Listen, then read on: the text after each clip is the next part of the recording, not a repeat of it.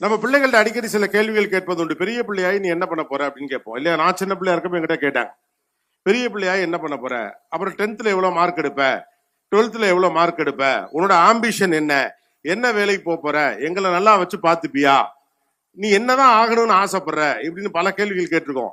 என்னைக்காவது நம்முடைய பிள்ளைகள்கிட்ட நாம் இந்த கேள்வியை கேட்டிருப்போமா? What is the meaning of life to you அப்படின்னு கேட்டிருக்கோமா?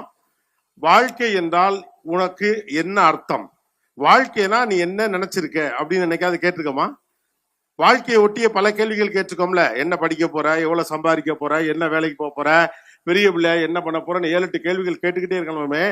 வாழ்க்கையோட அர்த்தம்னு நீ என்ன நினைச்சிருக்குன்னு என்னைக்காவது கேட்டிருக்கோமா? இந்த கேள்வியை நம்ம கேட்டதே கிடையாது. ஏன்னா நமக்கே தெரியாது.